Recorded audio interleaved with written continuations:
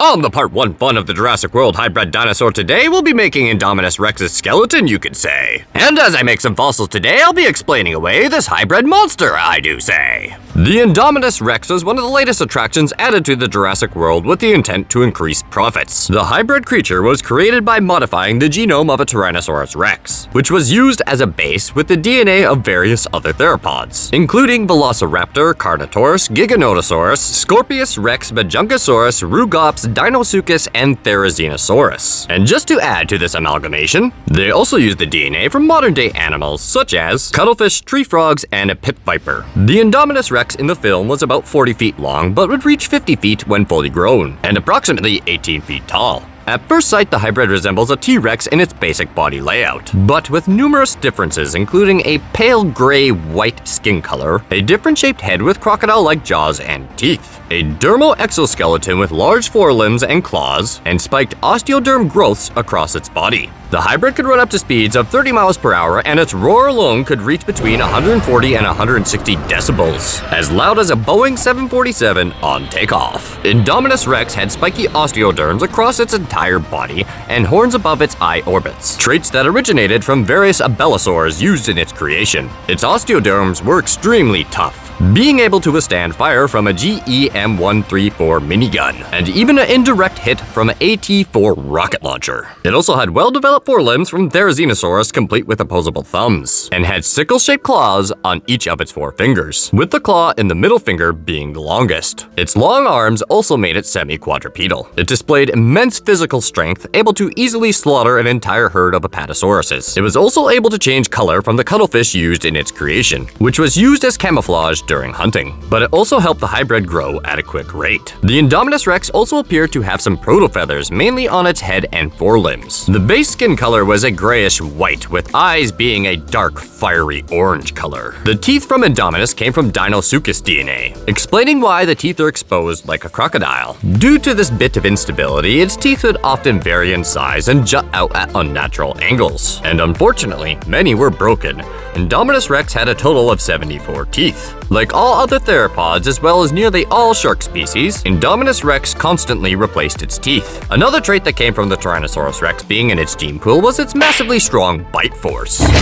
And just to help give scale to this bite force, Indominus could use it to even crush a bulletproof gyrosphere, as well as break the neck of an Ankylosaurus. The Indominus's lower jaw was slightly longer than its upper jaw, giving it a slight underbite, and its large size can be attributed to the Giganotosaurus. The tree frog DNA, which was intended to help them adapt to the tropical climate of Isla Nublar, allowed it to remove its own thermal signature. The hybrid could also detect other thermal signatures of other species as well, due to the pit viper DNA. The snake DNA could also be the reason why it could open its jaws wider than any other of InGen's cloned theropods. Finally, the DNA of a Velociraptor used in the Indominus creation gave it a high level of intelligence, as well as the ability to communicate with other Velociraptors. InGen's chief scientist, Dr. Henry Wu, was fascinated with the idea to be able to create entirely new species by gene mixing. Ever since he learned including frog DNA had given the Jurassic Park dinosaurs the ability to switch genders.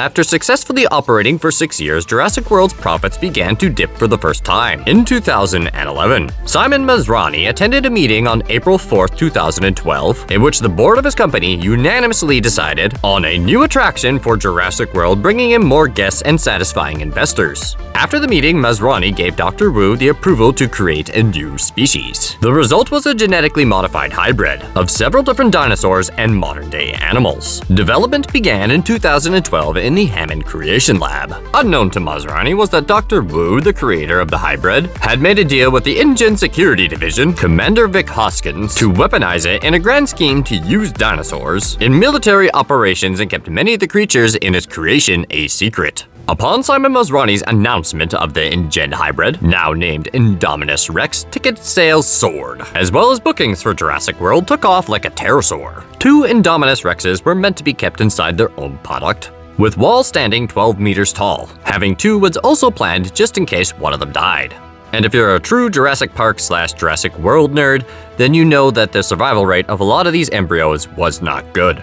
However, the younger of the 2 Indominus Rexes, before it even had a chance at life, was cannibalized by her older sibling, which is the specimen that grew up and we know to this day. And it should be noted from a young age, she would also attack the workers as well. 3 weeks before the attraction was open to the public, Simon Masrani visited the paddock. He had not been able to for many months due to him being needed for several meetings and events. At the time of his visit, the lone Indominus was not yet fully grown and was only 12.2 meters long. Masrani told Claire Deering to consult Owen Grady to see if he would inspect the paddock for any vulnerabilities after seeing her attempt to break the glass in the observation deck. After masking her own heat signature, the Indominus Rex escaped from her paddock after Owen and 2 others entered thinking she had already escaped. The hybrid continued on a rampage, killing numerous park workers and animal stock on the island, causing a chain event leading to numerous animals escaping, leading to the park's overall destruction. After a failed hunt attempt using Owen's raptors, the T.Rex was unleashed on it.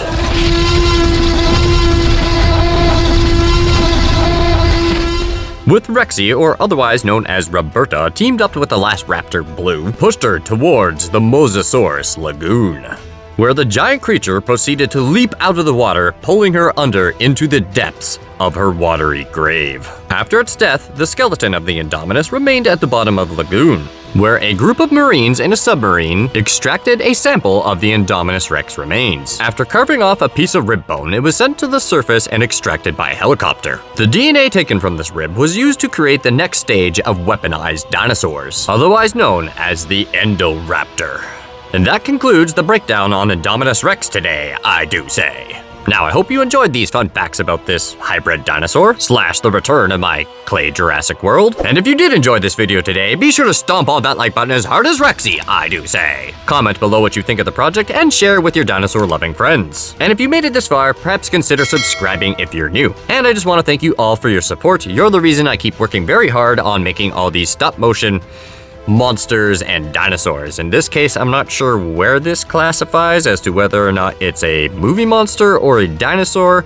Obviously, it's a bit of mixture of both, but personally, I think it's more of a movie monster. And this leads me to my shameless plug for part 2, where next time I will be describing why the Indominus Rex was such a monster. And if you have any other suggestion on what kind of dinosaur or movie monster you would like to see me make next time, be sure to comment below, because I generally, take requests for most of my projects, and there's a bit of a point system. Now, I'll admit this one might be slightly out of order, but it's been over a year since I've made a dinosaur, so it feels like it's been long overdue. So hopefully this project satisfies all of you, because one thing I would like to do is to see how the Indominus Rex would fare against one of those movie monsters back there. Now, as the skull goes into the oven one last time, you could say it's time for the build rundown on the Indominus Rex, I do say. Where I'm happy to say we completed this hybrid dinosaur skeleton today. So now I'll be listing the build materials used for the skeleton, I say. We used tinfoil to save weight, you might say, oven-baked clay to make those bones, I do say, and a little bit of plasticine clay to make sure everything would stay. Now, the goal for next time is basically to cover this thing with the first layer of plasticine clay,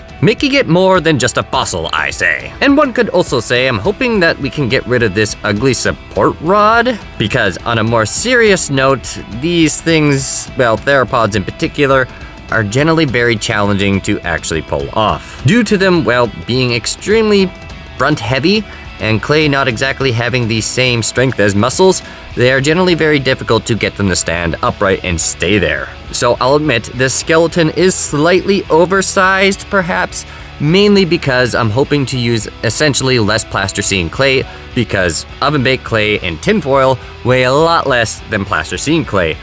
That way, I'm hoping with a added weight to the tail in particular will counterbalance this dinosaur, making my life a lot easier, well, for stop motion and making it more accurate. Anyway, I hope you enjoyed this video today, but it's time for little clay me to take it away, I do say. Hello everyone, on the Indominus Rex Part 2 today, this hybrid dinosaur is becoming more than just a skeleton, you might say, because this episode today will be adding the plasticine clay.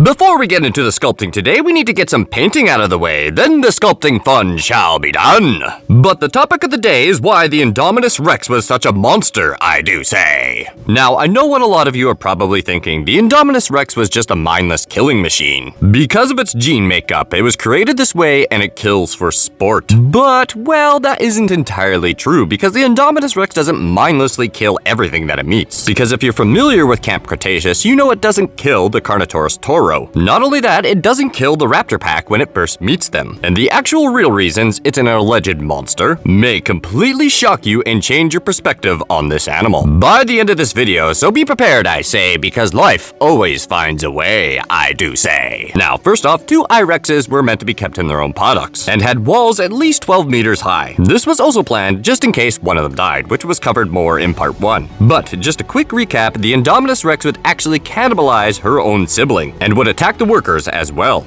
I'll probably touch on that just a little bit later as well, because that's really important. Now, what was also very interesting was that Dr. Henry Wu said this: Indominus Rex wasn't bred, it was designed.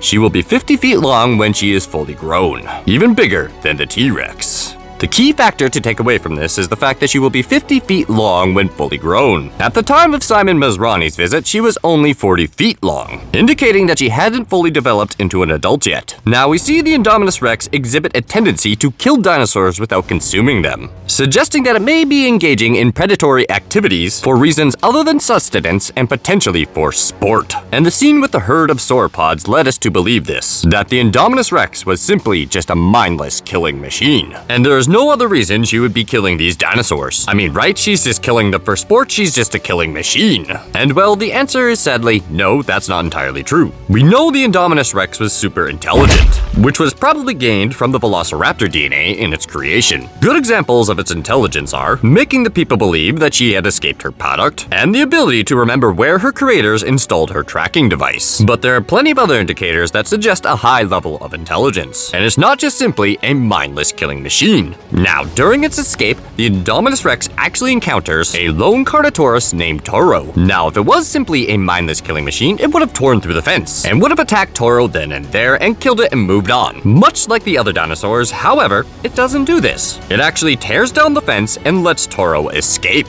Now, the exact motivation for this behavior is unknown, but one thing is definitely for certain, it's not just killing it for sport, which makes its motives even more confusing. Now, there could be a reason it's letting Toro out, and it plays into this next theory massively, and that's to do with its upbringing and its other sibling, the Black Indominus Rex, which honestly probably would have been cooler to make, unfortunately. But anyway, that's mainly because of its upbringing, which might be a little bit confusing, but don't worry, I'm going to explain that all in just a minute. Now, some odd things happen when it first encounters the Velociraptor pack. It doesn't just straight out attack them, because if it was killing for sport, it simply wouldn't bother communicating, it would just attack and kill them all. But again, it doesn't do that, it displays a different behavior, a communication between the two species. But at this stage, the real reason the Indominus Rex is such a monster is still unknown, and from up till this point, it was known to display a solitary hunting behavior, although the precise time of its siblings' cannibalization, in relation to its movement in the larger enclosure, which was mentioned at the beginning of the video, its behavior upon entering this enclosure with its sibling also remains uncertain. Very little is known about the two Indominus Rexes that entered the paddock together because many people believe she cannibalized her sibling right after birth in the incubation chamber, and that is simply just not true. We know that both Indominus Rexes were put into an enclosure together because there's no way the scientists watching these two Indominus Rexes hatch would let one of the Indominus Rexes eat the other. It simply just wouldn't happen due to the time and investment into these creatures. The attack and cannibalization would have taken place inside the paddock they had built for the both of them, that way it would have been unsupervised. Now, some people think that she simply ate and cannibalized her sibling because of the Majungasaurus in her, because they were suggested to be cannibals and scavengers, much like the T-Rex, but I'm not gonna get into that debate in this video. However, if that was the case, she would have simply just scavenged off her sibling. If it had died of natural causes, she wouldn't just outright kill her sibling, because it's theorized that the Majungasauruses were mainly scavengers. They didn't outright kill members of their own species, or even families, so that rules that out, and that type of behavior simply describes a opportunistic hunter. Now, there's a whole other reason she did potentially attack and kill her other sibling, and all this is built into the true reason why she is a monster. Because now, think about this logically. From the moment her and her sibling were born, she would have been tested upon, moved, poked, and prodded, put into this enclosure and tested, fed with a crane, and with an animal that is known to grow at least 50 feet in a tiny enclosure, and especially with two of them, problems are going to arise. Which honestly tells me when she was younger and smaller, this probably wasn't an issue. So both Irexes probably would have grown to at least a decent size, and then conflict would have occurred. But building up to that point, the animal's mental state would have been completely unstable. I mean, it must have been in order to get to the point to attack your own sibling. And let's not forget, the very first hybrid before the Indominus Rex, the Scorpius Rex, was known to be mentally unstable. They had clearly not perfected the hybrid process. So the same thing basically happened with Indominus Rex. Being kept in that tiny enclosure made her mentally unstable, attacks her sibling and kills it, meanwhile her mental state is going bonkers. She escapes her enclosure and it's complete sensory overload. New smells, hunting, animals, and humans attacking her. She's just attacking anything on sight at this stage, which makes her seem like an absolute killing machine and just an outright monster. However, when she encounters the Carnotaurus Toro, she more than likely sees another caged animal, something that is similar to herself. A solitary animal left in captivity and just wants to free it. Or perhaps she just wants to let it out and cause absolute carnage, because she is highly intelligent and knows that'll keep her captors or hunters off her back. And all of this is really building into the truth on why she's an actual monster. And it's not just simply because she's made up of Giganotosaurus DNA, T-Rex DNA, and Velociraptor DNA, as well as many other animals mixed into this concoction definitely does help, but it's all mainly because of her mental state. Now, you could also argue in her DNA makeup, there is the possibility of human hybrid DNA, which could cause a whole nother issue in itself, especially with the mental state and intelligence. But I'm not going to get into that debate during this video because unfortunately we do not exactly exactly have time for it, which I might just be foreshadowing a little bit on future Indominus Rex projects there. So for now, for the sake of this video mainly, we're gonna say there's no human hybrid DNA in the Indominus. Now, the real interesting thing that's especially scary is the real reason why she is such a monster, is the fact that she could have been potentially a mindless killing machine with no motives. That makes her far more easier to understand and predict, in theory, because essentially there's no real motive behind what she is doing. She is just simply mindlessly killing. But that isn't the case with the Indominus. She strategically marks out targets while killing off the others, giving off that psychopath type of vibes rather than just a mindless killing monster, therefore making her extremely unpredictable and terrifying. On top of all the abilities that she has, thermal detection, invisibility, basically, definitely gives off a supervillain mark, which is part of the reason personally why I think she classifies more of a movie monster than an actual dinosaur. Now, I'm sure most of you are aware of this, but unfortunately I have met people in the past that do believe that Indominus Rex was a real dinosaur, and if you're one of those people, I'm very sorry, but she is fake. She's not real. And if I'm going to be honest, I think the only real reason people pick the Indominus Rex as a potential favorite dinosaur, if you think it's a real dinosaur, is because it's going to essentially win every fight, which is kind of, pick T.Rex if that's what you're going to do. Anyway, I'm getting sidetracked. Now, I understand saying Indominus Rex is like a villain kind of makes it seem like we're talking about the I-Rex as a human being, but the level of intelligence it displays in the film is definitely on par with humans. For example, it actually fooled humans into believing it escaped. No other animal could possibly do that, other than potentially the velociraptors. So the level of intelligence that this animal has would definitely suggest it is capable of strategic thinking, empathy, emotional connection, also while at the same time, the mind being extremely fragile because of its upbringing, which in all honesty makes what happened to the animal quite tragic. It never asked to be created, it never asked to be poked and prodded, put into a pen, fed with a crane, and kept in a tiny box. Now, I mean, imagine if that happened to you. And the real reason the Indominus Rex is such a monster is literally because of us. We created it. In more ways than one. Yes, we created the genome, but that didn't exactly make it a monster. We created that by the experimentation, the terrible living conditions, and cruelty. And when it encountered the raptor pack, it simply wanted to be a part of a family again, or a single unit. And who knows what the possibilities could have been after that. Anyway, that's all the information we have for the Indominus Rex today. Be sure to tune in next week, I say, for, well, it's death, I do say. Now, a quick build rundown. Obviously, there wasn't a whole lot of materials used today for this dinosaur, I say. Just a bit of painting at the beginning, mainly to, well, make sure that we wouldn't have to work around the clay. Then once the painting was done, we basically used a whole lot of plasticine clay. Now, I must admit, I did try to not mix very much for this project, but that did cause a bit of issues. Now, I'm a little short on clay, but I have a few tricks up my sleeve for part 3. And the only other material used was some black oven-baked clay to make those front claws, I say. Hello everyone, on this YouTube video today, I'm proud to say we'll be finishing off the Jurassic World Indominus Rex, I say. And as I sculpt away, we'll learn about how this dinosaur went extinct today, I do say.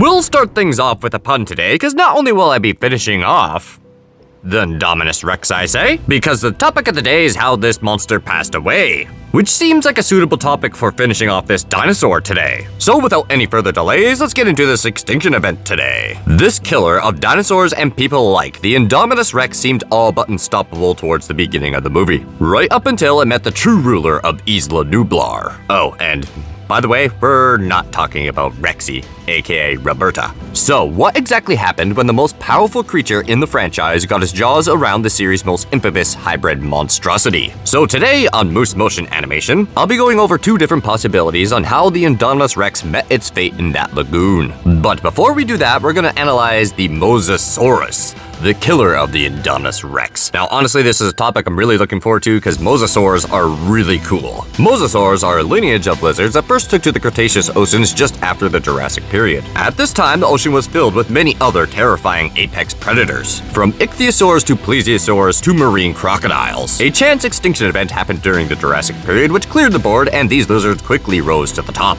I think one could clearly see the ocean has never been a very safe place to be. Clearly. And the earliest mosasaurs were actually the size of marine lizards to this day. And not only that, technically they first started off on land and then took to the oceans, where they quickly had to adapt to this new, very dangerous environment. But as they adapted to this new environment and climbed up the food chain, they had to devise a whole new survival strategy by becoming absolute brutal killing machines. I mean, unfortunately, there's probably no other good way to survive in the ocean during the Jurassic and Cretaceous period. The biggest of their kind, Mosasaurus and Tylosaurus, specifically specialized in dispatching other large animals. They were equipped with robust teeth that could easily split shell and crush bone, long jaws for better reach, and even optimizing a secondary row of fangs, called pterygoid teeth, towards the back of the throat to help hold their prey and tear it to shreds, and to kind of ensure that there is only one way out, which is down its throat. Which I will also mention, the teeth were also designed for, well, a one-way exit.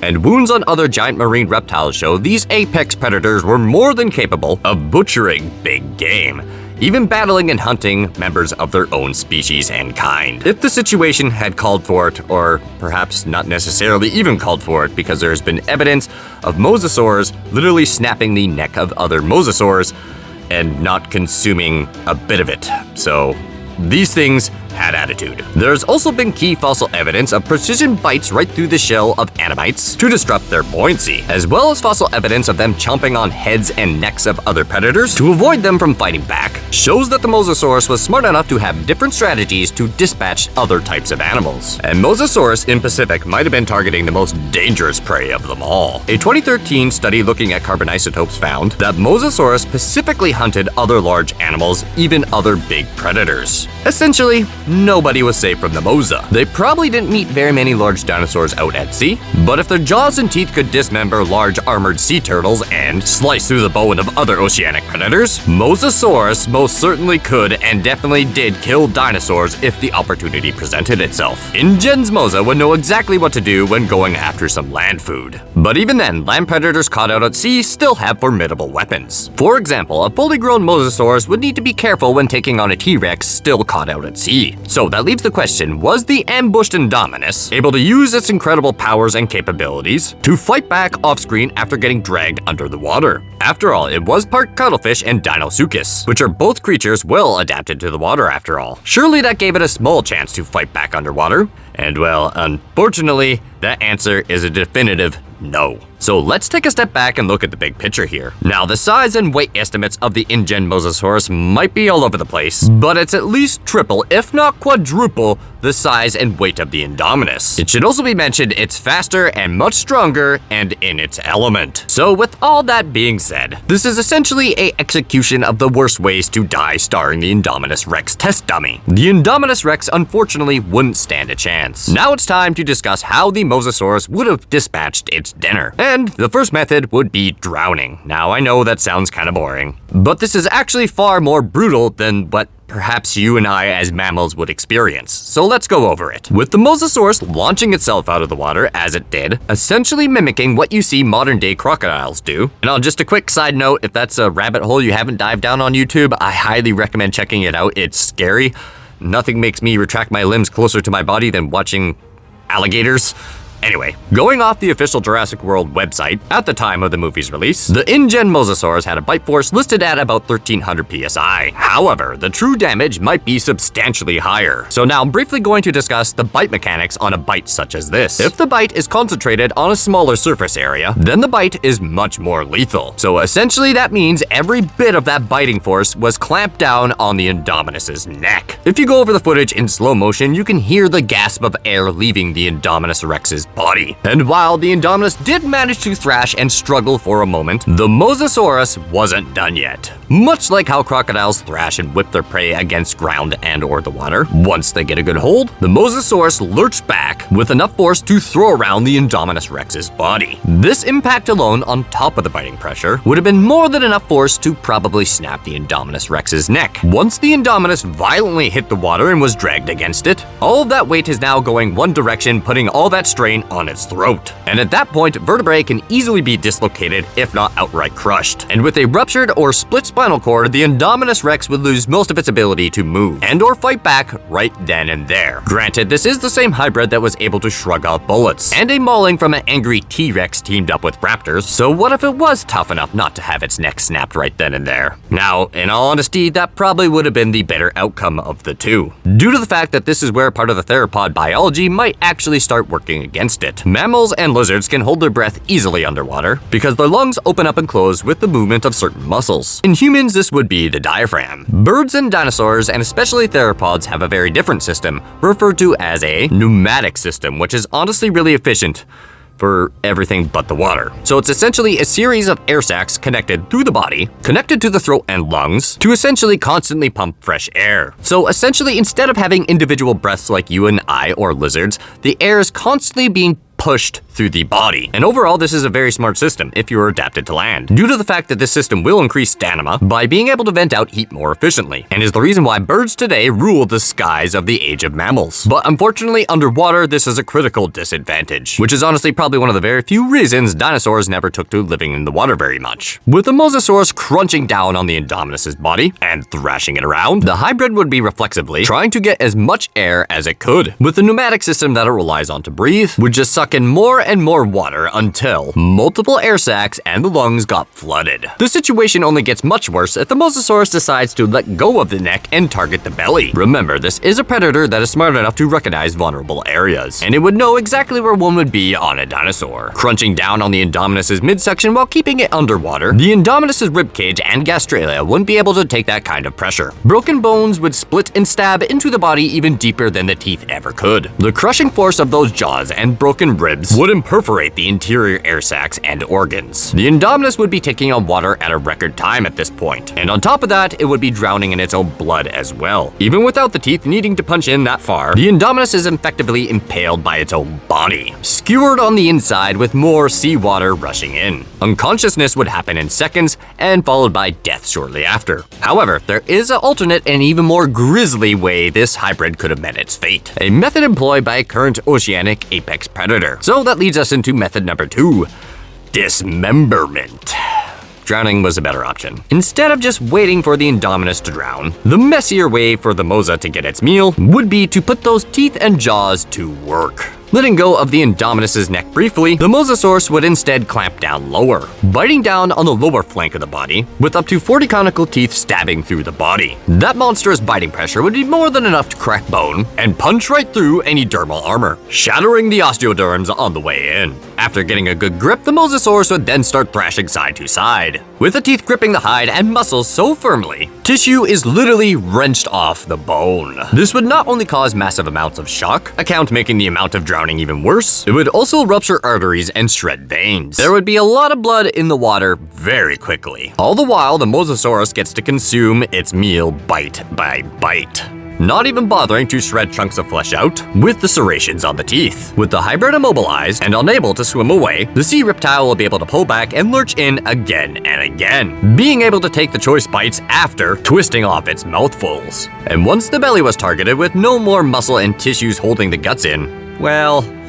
I think it's easy for you to put 2 and 2 together. We can see the same method used to this day by the modern day equivalent of the Mosasaurus, the orca. And yes, before I get this comment, yes, I'm aware it's a mammal, hear me out. Just like the Mosasaurus, these gigantic dolphins hunt a wide range of prey and have the tools and the brains to handle all of them. With teeth quite similar in many ways to the Mosa, and a jaw so strong we don't even know their true bite force, these sea hunters make an excellent analog to the Mosasaurus. And when hunting large animals like great white sharks, elephant seals, or even ganging up on other larger whales, the orca employs this same brutal tactic. Seeing orcas dismember their prey like this would explain why we saw the Indominus in pieces by the time Fallen Kingdom came around, or the reason why the Mosasaurus was swimming away with her in her mouth at the end of the movie. But bits and pieces of this hybrid have been scattered across the lagoon by the time the kids got there in season 2 of Camp Cretaceous. By one means or another, the intelligent Indominus Rex learned one final lesson during its short reign of Isla Nublar. For as terrifying as it was on land, any apex predator hits their limit when out of their element. And that concludes the extinction of the Indominus Rex today. Now I hope you enjoyed these fun facts today as I sculpted away on this Indominus Rex today. Now I'll admit this dinosaur did take a little bit longer than expected, I do say. So if you appreciate all the hard work and effort that goes into making this content today, be sure to smash that like button as hard as the Mosasaurus today. I'm sure that'll make the Indominus feel a little bit better about passing away. And if you just so happen to be new here today, be sure to smash that subscribe button as well, I say. Cause one could say you might not want to miss the upcoming project coming soon your way, which I shall leave a little hint in the glamour shots for today. Anyways, enjoy the rest of the video.